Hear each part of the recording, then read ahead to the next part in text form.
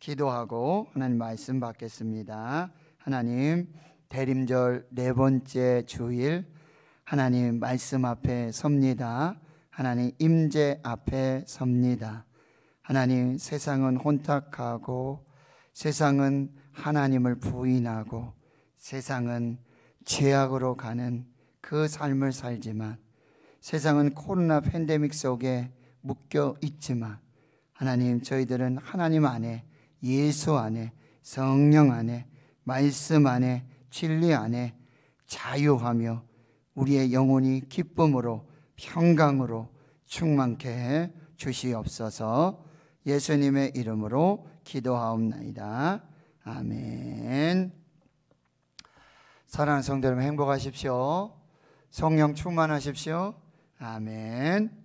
성육신 하신 성탄의 예수를 기뻐하고 축하하고 경배하며 다시 오실 예수 그리스도를 기다리는 이 대림절에 가장 귀한 그 이름, 가장 아름다운 그 이름, 모든 이름 위에 뛰어난 그 이름 예수, 그 이름의 비밀의 의미들을 살펴보고 있습니다. 첫 번째, 예수는 자기 백성을 그들의 죄에서 구원할 구원자이십니다. 두 번째, 예수는 왕으로, 선지자로, 제사장으로 기름 부으심을 받은 그리스도 메시아이십니다. 세 번째, 예수는 우리의 주인, 주님이십니다. 퀴리오스, 더 로드라고 우리가 고백하고 있습니다. 오늘 본문에서는 이 네 번째 예수, 그 이름의 비밀, 그 이름은 임마누엘, 하나님이 우리와 함께 계시다.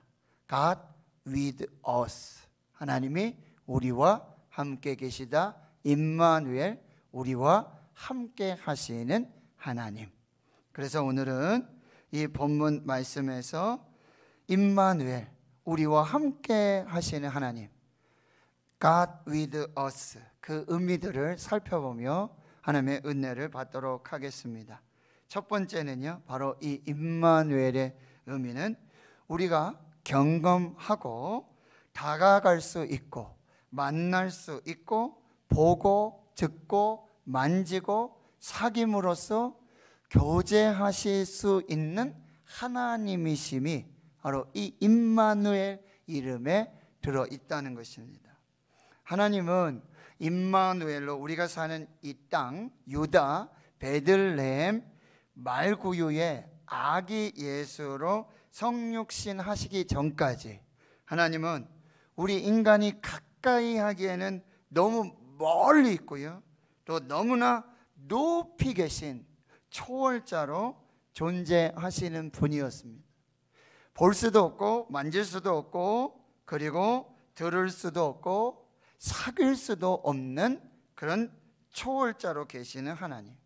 그래서 시내 산에서 여호와 하나님께서 강림하셔서 말씀하실 때 우레와 번개, 빽빽한 구름 속에서 나팔 소리가 들리고 시내 산에는 연기가 자욱하고 여호와 하나님께서 불 가운데서 강림하셔서 말씀하십니다. 모세와 이스라엘 백성들은 떨며 엎드려 고개를 들지 못하고 여호와 하나님을 만나고 여호와 하나님의 말씀을 들었습니다. 여호와 하나님께서는 우리를 만나시고 말씀하시기 위해서 하나님의 영광의 빛을 감추시고 목소리를 줄이시고 낮추셔서 우리를 만나 주셨어요. 그렇게 높이 계시고 멀리 계신 이 초월자 여호와 하나님께서 유다 베들레헴 말구유의 아기 예수로 성육신하셨습니다. 임마누엘 하나님으로 우리와 함께 하셨습니다. 인간의 육체를 입고 우리와 함께 사신 하나님, 그 하나님은 완전한 하나님이시고 완전한 인간이셨습니다. 배고픔과 목마름, 아픔과 고통, 우리의 모든 것을 함께 체휼하신 임마누엘 하나님이셨습니다. 그래서 요한일서, 여러분 사도 요한이 쓴 서신서 요한일서 1장 1절에서 4절 말씀을 보시면 이렇게 기록하고 있어요.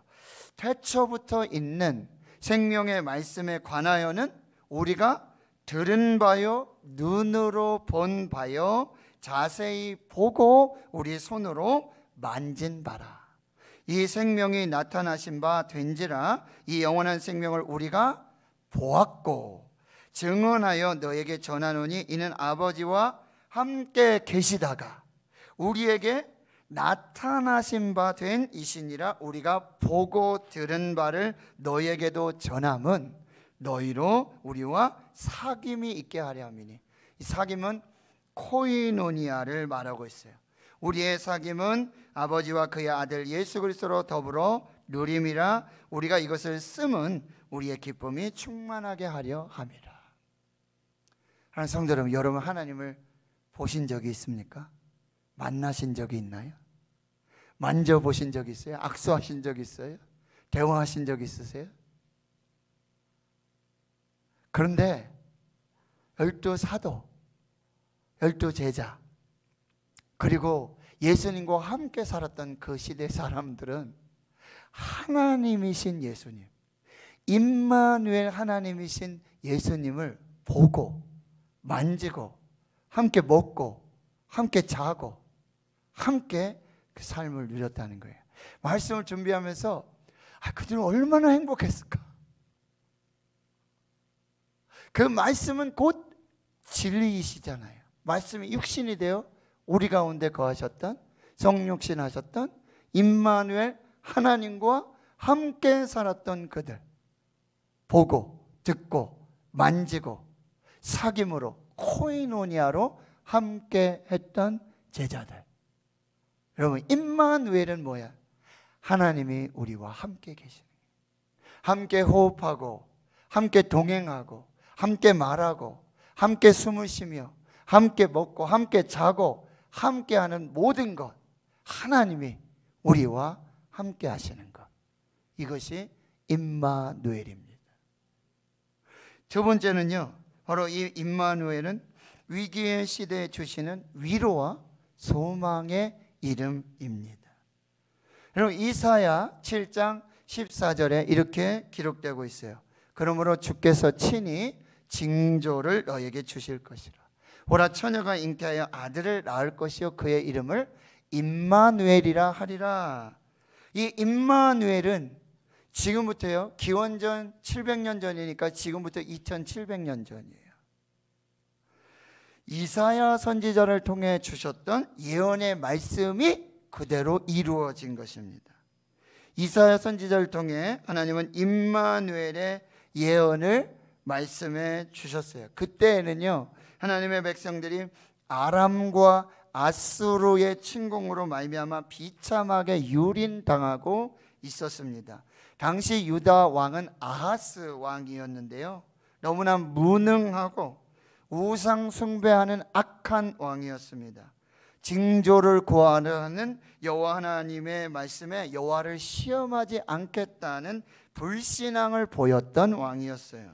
국가 리더십이 흔들리고 완전히 붕괴되었던 어둡고 힘든 시대, 고통과 절망과 두려움과 혼란스러운 이 풍전등화 같은 역사적 상황, 종교, 정치, 경제, 교육, 총체적인 위기 속에서 이사야 선지자를 통해서 유다와 하나님의 백성들에게 주셨던 이름, 임마누엘, 하나님이 우리와 함께 계시다. 그 시대, 그 백성들에게 주셨던 하나님의 위로와 소망의 말씀이라니. 하나님이 우리와 함께 계신다. 이 시대, 우리 시대에, 지금 이 상황 속에, 여러분 코로나 팬데믹 속에 대한민국과 똑같지 않습니까? 그때에 주셨던 여호와 하나님의 말씀이 뭐예요? 임마누엘, 하나님이 우리와 함께 계시다. 이 임마누엘 하나님은 우리 인생의 가장 어둡고 힘든 순간에도 하나님께서 우리와 함께 계심을 확인해 주는 이름입니다.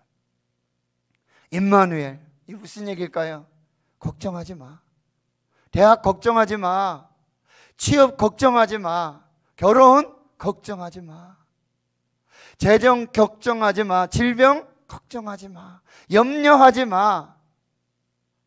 그 고난, 아픔, 슬픔 낙심하지 말고 절망하지 마라. 다른 사람 다 도망가도, 다른 사람 다 너를 피해도 내가 너와 함께 할 거야. 일어나 나와 함께 가자. 힘을 내라. 걱정하지 말아라. 나는 언제나 내 편이야. 나는 너를 응원하고 있어. 내가 너와 함께 하고 있어. 걱정하지 마. 염려하지 마.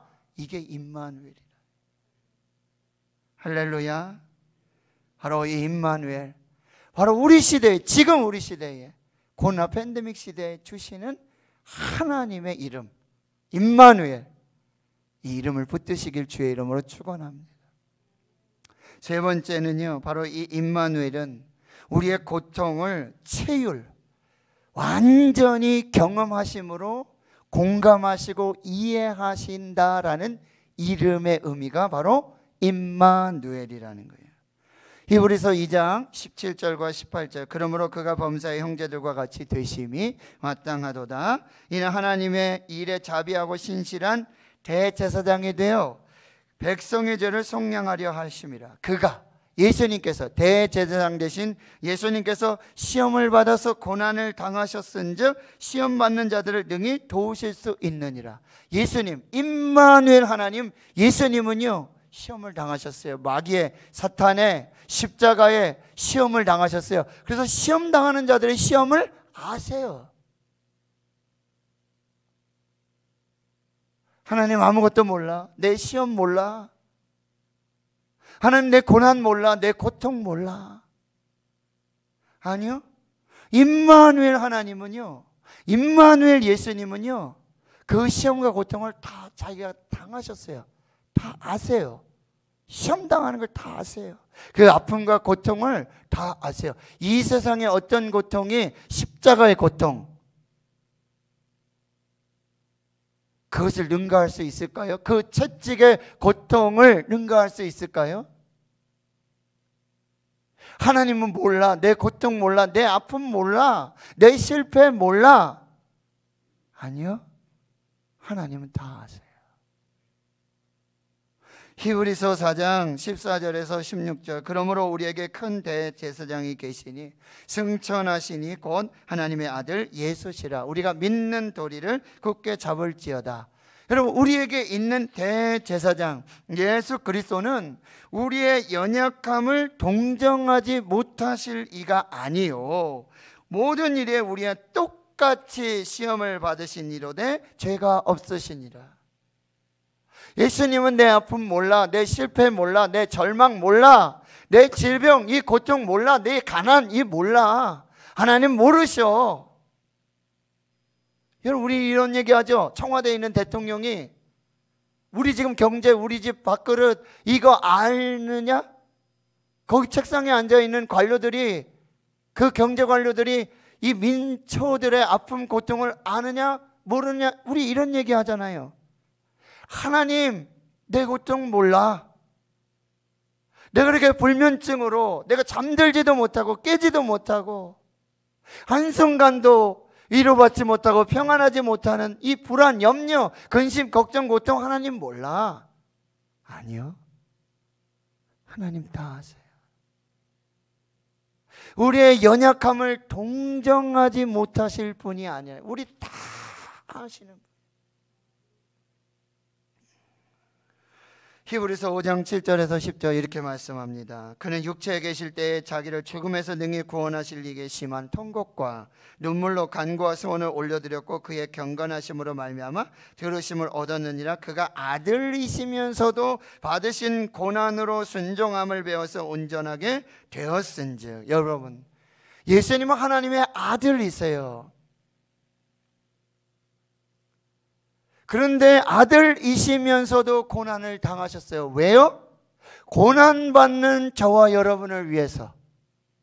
고통받는 저와 여러분을 위해서 날마다 낙심하고 절망하고 불안하고 염려하는 저와 여러분을 위해서 아들이시면서도 하나님이시면서도 임마누엘 하셔서 인간이 되셔서 똑같이 고난받으시고 고통을 받으시고 배고픔과 외로움과 절망과 슬픔을 당하셨던 그분이 바로 예수님이라는 거예요. 여기 동정하지 못할 동정, 여러분 체휼이라는 게 헬라어 심파세오, 여러분 영어로는 sympathize, compassion, sim이라고 하고 come이라는 이 접두하는 함께라는 뜻이에요. 그러니까 함께 공감하고 함께 아프고 함께 나누고 내가 아파하는 것처럼 함께 아파하시고 내가 슬퍼하는 것처럼 함께 슬퍼하시고 나사로의 무덤 앞에서 그 눈물 앞에서 그 슬픔 앞에서 예수님께서도 함께 우시고 통곡하시며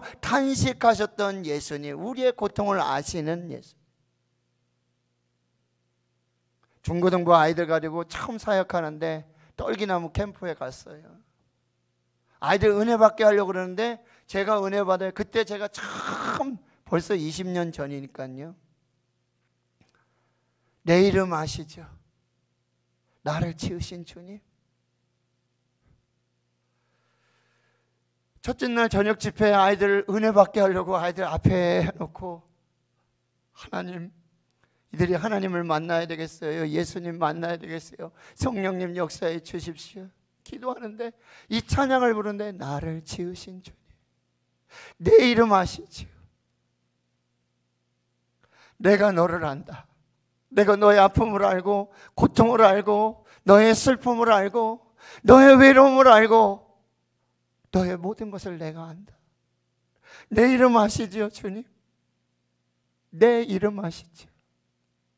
주님 우리의 이름을 아세요. 우리를 아세요. 우리의 전부를 아세요. 우리의 모든 것을 아시는 분. 임마누엘은 뭐예요? 바로 우리의 고통도, 우리의 슬픔도, 우리의 고난도, 우리의 아픔도, 우리의 고독도 다 아시는 주님. 내가 너를 안다. 내가 너와 함께 안다. 이것이 임마누엘이라는 거예요. 그냥 같이 함께 있는 것만이 아니에요. 여러분 동병상련, 그렇죠? 우리 교회도 암 환자들이 얼마나 많은지 몰라요. 가서 신방을 해요. 집사님, 권사님, 장로님. 그런데 공감이 안 돼요.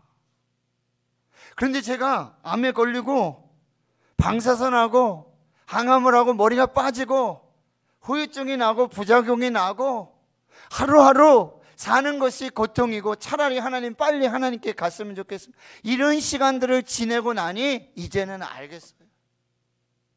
가서 옆에 있어 보면 그분 얘기 들어보면, 근데 그분들이 하시는 얘기가, 저에게 하시는 얘기가, 목사님도 아시죠? 그래서 제 마음이 편해요. 제가 지금 어떠실지 제가 말하지 않아도 제가 하는 말 목사님 알아들으시죠? 예, 저도 알아요. 이게 임마누엘이에요. 이심전심이에요. 동병상련이에요. 이것이 하나님이 사람이 되셔서 우리와 함께 하시는 임마누엘의 의미라는 거예요. 네 번째, 임마누엘은 우리의 짐, 우리의 멍에를 함께 져주시면서 우리에게 쉼과 형통의 복을 주시는 이름, 그것이 임마누엘이에요. 마태복음 11장 28절과 29절의 말씀을 우리 함께 읽어보겠습니다. 시작. 수고하고 무거운 짐진 자들아 다 내게로 오라. 내가 너희를 쉬게 하리라. 나는 마음이 온유하고 겸손하니 나의 멍에를 메고 내게 배우라. 그리하면 너희 마음이 쉼을 얻으리니. 나의 멍에를 메고 내게 배우라. 여러분 멍에 아시죠? 소가 밭 일양을 이렇게 갈고할 때 겨리로 쌍으로, 그렇죠? 그래서 소의 목에 이렇게 지우는 것, 이거 멍에예요. 혼자 지우는 멍에도 있어요. 그런데 예수님이 뭐라고 말씀하시는 거예요? 나와 함께, 내가 너의 멍에를 함께 져주겠다. 내가 너의 짐을 함께 져주겠다. 여러분 함께 짐을 져줄 때 우리는 쉼과 안식을 누릴 수 있다는 거예요. 이 멍에를 함께 져주신 이 인물이 누구야? 요셉이에요. 요셉이 17살 때 꿈을 꾸잖아요. 근데 그 꿈과는 반대로 그의 인생은 구덩이에 던져지고 노예 상인으로 팔리게 되고요, 애굽의 이 노예 집에 가서 종이 되고 말죠. 보디발 장군의 종이 되고 말아요. 그래도 성실하게 일하니까 가정 총무가 되는데 이 부인의 음모, 술수, 여기에 꼬드름에 넘어가서는 어떻게 돼요? 감옥에 들어가요. 술 맡은 관원장, 떡 굽는 관원장이 있는데 그 꿈을 해석해 주셔서 술 맡은 관원장은 복직이 되고 떡 굽는 관원장은 죽게 되죠. 그런데 이 술 맡은 관원장이 요셉을 잊어버립니다. 또 배신을 당하는 거죠.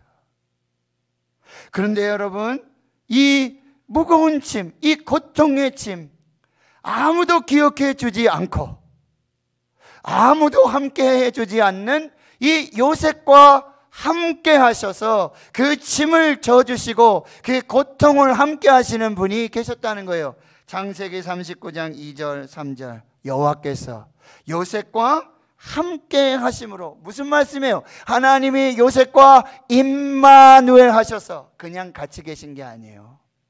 그 짐을 같이 져주시는 거죠. 그때 그가 형통한 자가 되어 그의 주인 애굽 사람의 집에 있으니 그의 주인이 여호와께서 그와 함께 하심을 보며 또 여호와께서 그의 범사에 형통하게 하심을 보았더라. 23절에 이는 여호와께서 요셉과 함께 하심이라. 하나님이 임마누엘 하셔서 요셉의 짐을 져주시고 요셉에게 힘을 주시고 아무도 없고 다 떠나가고 홀로 있고 고독하고 배신을 당한 이 요셉과 함께 계신 분 딱 한 사람, 하나님이 함께 계심으로 그의 삶의 형통이 나타나게 됐다는 거예요. 여러분, 임마누엘은 하나님이 주시는 최고의 형통의 복이 되는 줄 믿습니다. 이것이 임마누엘의 의미라고 하는 거예요. 다섯 번째, 임마누엘은 환난 가운데서도 우리를 지켜주시는 이름. 여기 자막이 잘못 나왔어요. 다섯 번째, 임마누엘이라는 것은 환난 가운데서도 우리를 지켜주시는 이름. 여러분, 다니엘 3장에 보시면 여러분, 이 유다의 백성들이, 왕족들이, 귀족들이 유다가 멸망하니까 포로로 잡혀가게 됐죠. 그 친구 중 한 사람 누구예요? 다니엘, 느부갓네살 왕. 꿈을 꿨는데 이걸 다 해석을 해줬는데 그 느부갓네살이 이걸 깨닫지 못하고는 불합 형제에다가 신상을 세운단 말이죠. 그리고는 뭐라 그래요? 이 절하라는 거예요. 절하지 않으면 어떻게 한다고요? 풀무불에 넣어 죽게 한다. 그런데 이 다니엘의 세 친구 누가 있습니까? 하나냐, 미사엘, 아사랴. 이 세 친구는 절하지 않았어요. 그리고 이렇게 고백합니다. 그렇게 하지 아니하실지라도. 하나님 우리를 지켜주실 줄 믿습니다. 그런데 그렇게 하지 아니하실지라도 우린 절하지 않고 우상에 절하지 않고 왕에게도 절하지 않겠습니다. 믿음과 신앙을 지켰어요. 풀무불에 던져집니다. 그런데 그 믿음과 신앙의 결단에 하나님은 임마누엘로 응답하시게 되죠. 여러분, 다니엘 3장 24절과 25절의 말씀에 보면 이렇게 말씀하고 있어요. 이제 풀무불에 들어갔는데 이 세 친구들이 다 살아나게 된 거죠. 그러니까 느부갓네살 왕이 급히 놀라서 모사들에게 물어, 우리가 결박하여 불 가운데 던진 사람이 세 사람이 아니었느냐? 예, 맞습니다. 그런데 또 왕이 말해요. 내가 보니까 결박되지 아니한 네 사람이 불 가운데 있더라. 세 사람을 결박해서 풀무불 가운데 넣었는데 보니까 네 사람이 있더라. 근데 네 사람이 결박되지 않았는데 불 가운데로 다니는데 상하지도 않고 걸리지도 않고 냄새도 안 나는데 그 중에 한 사람은 그 넷째 모양은 신들의 아들과 같도다. 임마누엘, 예수님이 함께 하셨는 줄 믿습니다. 임마누엘이란 바로 이 환난 가운데, 이 풀무불 같은 환난 가운데도 함께 하셔서 지켜주시는 그 이름이 되어지는 거죠. 그래서 이사야 42장 2절에 내가 물 가운데 지날 때 내가 너와 함께 할 것이라. 강을 건널 때 물이 너를 침몰하지 못할 것이고 내가 불 가운데 지날 때도 타지 아니할 것이요 불꽃이 너를 사르지도 못할 것이다. 할렐루야. 이 임마누엘 하나님이 여러분의 환난 가운데 함께 하시는 줄 믿습니다. 여섯 번째 임마누엘은요, 바로 두려움을 이기고 승리를 주시는 이름이에요. 하나님이 우리와 함께 하시다. 내가 너와 함께 한다. 이거는 두려움을 이기고 우리에게 승리를 주시는 하나님의 이름. 여호수아 1장 5절과 6절에 내 평생에 너를 능히 대적할 자가 없으니 내가 모세와 함께 있었던 것 같이 너와 함께 있을 것임이라. 내가 너를 떠나지 아니하며 버리지 아니하리니 강하고 담대하라. 요단 앞에 모세가 죽습니다. 이제 여호수아에게 요단을 건너는 사명, 가나안 정복의 사명이 주어져요. 두렵고 떨려요.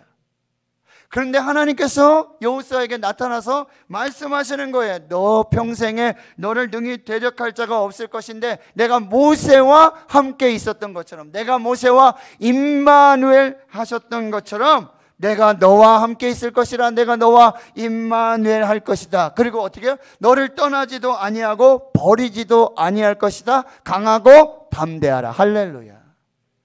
여러분 인생의 두려움 앞에 있어요?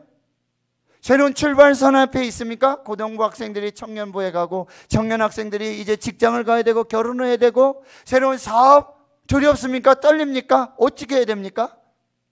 임마누엘 하나님이 함께 하시는 줄 믿습니다. 내가 너와 함께 할 것이다. 너를 버리지도 아니하고 너를 떠나지도 아니할 것이다. 강하고 담대하라. 두려움을 이기는 새로운 출발 앞에서, 인생의 시작 앞에서 두려움을 이기는 결정적인 해결책은 무엇입니까? 하나님이 나와 함께 하심을 믿는 것입니다. 그런데 우리에게 오신 아기 예수의 이름이 임마누엘입니다. 내가 너와 함께 할 것이다. 할렐루야. 모세와 함께 하셨던 하나님, 임마누엘 하셨던 하나님, 여호수아와 함께 하셨던 하나님, 저와 여러분에게도 함께 하시는 줄 믿습니다. 바로 인생의 출발점 앞에, 도전 앞에, 비전 앞에 서 있는 저와 여러분에게도 임마누엘 약속이 되는 줄 믿습니다. 우리는 반드시 승리할 줄로 믿습니다. 그런데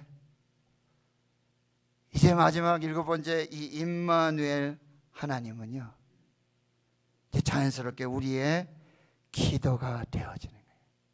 세상의 생명의 주여 세상 끝날까지 그리고 영원히 함께하여 주옵소서. 이것이 우리의 기도 제목이다. 여러분 찬송가 혹은 성가는 교회와 성당에서 가장 잘 어울리는 노래죠. 찬송가, 성가 어디에서 불러야 돼요? 교회와 성당에서 가장 잘 어울리는 노래. 그런데 어떤 찬송들은요, 오히려 교회 밖에서, 성당 밖에서 불려지고 들려질 때도 여전히 그 깊이와 아름다움과 감동이 있는 찬송들이 있습니다. 이제 제가 소개할 이 찬송은 이 헨리 라이트라고 하는 영국 성공회의 사제가 가사를 썼습니다. 그는 유명한 시인이었습니다. 후에 성공의 사제가 되는 것이죠. 그런데 헨리 라이트가 하루는 병이 들어서 죽어가고 있는 선배 르 헌트 신부님을 찾아뵙는 기회가 생기게 돼요. 그런데 르 헌트 신부님은 이제 병이 들어서 죽어가고 있는 거예요. 그런데 헨리 라이트 신부의 이 병문안을 받고 지금까지 사제로서 자기 자신의 삶을 돌아보면서 사도 바울의 편지, 바울 서신을 지금까지 진지하게 읽지 않고 대충 이해하며 지키지 않았음을 후회합니다. 그리고 이 르 헌트 선교사님은, 사제님은 헨리 라이트 사제에게, 신부님에게 이렇게 말해요. 바울 서신, 이 사도 바울의 편지를 문자 그대로, 그리고 말씀하신 그대로 지켜라, 행하라. 이제 막 신부가 된 헨리 라이트 신부에게 충고를 하게 됩니다. 르 헌트 이 신부님이 죽으시면서 계속해서 한 문장을 계속해서 반복해서 이야기하는데, 유언처럼 남기는 그 한 문장, Abide with me, Lord. 주님, 나와 함께 해주세요. Abide with me, Lord. 주님, 내 곁에 머물러 주세요. 나와 함께 해주세요. 여러분, 이 사자가 임마누엘이라는 이름을 몰랐을까요? 하나님이 나와 함께 하신다, 세상 끝날까지 함께 하시는 그 하나님의 이름을 몰랐을까요? 세상 끝날까지 영원히 함께 하시는 임마누엘 하나님을 믿으며 그 인생의 마지막에 Abide with me, Lord, 주님, 마지막까지, 내 평생의 끝날까지 내 곁에 머물러 주세요. Abide with me, Lord. 이 일이 있은 후에 헨리 라이트, 이 문병을 마치고 돌아와서 찬송시를 작사한 것이 아니죠. 깊은 영감, 아주 아름다운 생각이 들어도 마치 된장처럼 숙성의 시간이 필요할 때가 있어요. 헨리 라이트 신부님이 마지막에 불치병, 당시 폐렴에 걸리게 되는데요, 유럽 남부로 여행을 떠나기 전에 자기 딸에게 이 찬송시를 적어주고 떠나요. 그러나 헨리 라이트 신부님은 요양을 가서 한 달 만에 돌아가시게 됩니다. 1847년 54세. 그의 찬송시는 유작이 되고 말죠. 그런데 1861년 윌리엄 헨리 뭉크라고 하는 이 찬송시를 작곡하고 편곡하는 교회 음악가, 이 윌리엄 헨리 뭉크라고 하는 분이 이 헨리 라이트 신부님이 쓴 이 찬송시에다가 곡을 붙이게 되어지는 거죠. 우리가 부르는 찬송가 481장, 때 저물어서 날이 어두우니 Abide with me, Lord. 여기에 이제 곡조가 붙게 된 것이죠. 윌리엄 헨리 뭉크 이 작곡가는 마침 그때 어린 딸을 잃어버리게 돼요. 어린 딸을 먼저 천국에 보내게 되고 하늘나라에 보내게 되고 이 상실감과 절망감에 가득하고 있었는데, 바로 이 아름다운 찬송시에다가 이 곡을 붙이게 되고, 우리는 이 연주곡을 이븐타이드, 황혼, 저녁무렵, 인생의 황혼이 될 무렵, 이런 곡으로도 알고 있는 것이죠. 그런데 이 음악은요, 음악가와 비음악가, 신앙인과 비신앙인 모두에게 감동의 역사들을 주게 되는 거죠. 인종도 넘어서고요, 종교도 넘어서서 이런 일이 있어요. 심지어는 힌두교 국가 인도죠, 인도. 근데 인도에 국경일이 있는데 바로 공화국의 날이라는 국경일이 있어요. 근데 마지막에 힌두교 국가인 인도에서 마지막에 이 찬송을 군악대가 연주하고요, 온 국민이 이 찬송을 부르게 된다라고 하는 거죠. 여러분, 이 찬송은 1912년 타이타닉 호가 침몰할 때 그때 불려졌던 찬송이고, 2009년에 항공기 폭파 사건으로 네덜란드에서 큰 슬픔이 일어나요, 추락으로. 근데 그 공항에서 울려 퍼졌던 찬송이 바로 이 481장이에요. 여러분, 영국 축구 종주국이죠. 거기 FA컵 결승전이 열리면 선수들이 입장하기 전에 그 윈블리 구장에서 그 모든 축구 팬들이 선수들이 입장하기 전에 이 찬송을 먼저 부릅니다. 그리고 경기가 시작돼요. 1927년부터 시작된 관습이에요. 한 번도 멈춰지지 않았습니다. 여러분, 이 찬송은요, 영국 국왕의 결혼식에도 불려지게 되고 그 국왕의 딸의 결혼식에도 불려졌던 노래예요. 그런데 여러분, 이 찬양이 즐거운 노래인가요? 그러면 기쁜 노래예요? 즐거운 노래예요? 한 사람이 인생의 마지막 황혼, 죽음 앞에서 자기의 삶을 성찰하고, 임마누엘 하나님, 지금까지 함께 해주셨던 임마누엘 하나님, 내가 세상 끝나는 내 생명 다하는 날, 그리고 영원까지도 주여 나와 함께하여 주시옵소서. 이 고백으로 드리는 찬양이 바로 481장 때가 이미 저물어 날이 어두우니. 마태복음 28장 20절에 끝장끝절에 마태복음 1장에 임마누엘로 오신 그 하나님은 부활하고 승천하시며 임마누엘을 약속하세요. 볼지어다 내가 세상 끝날까지 너희와 항상 함께 있을 것이다. 오늘 말씀을 준비하면서 저는 이 찬송을 다시 부르게 되었고, 이것은 저의 기도가 되어지는 거야. 주님, 나와 함께 해주세요. 주님, 나와 함께 해주세요. 언제나 나와 함께 해주세요. 생명의 주여, 나와 함께 해주세요. 오늘 저와 여러분의 기도가 되고 찬송이 될 수 있기를 주의 이름으로 축원합니다. 하나님 감사합니다. 임마누엘, 우리와 함께 하시는 하나님, 세상 끝날까지 그리고 영원히 생명의 주여 함께하여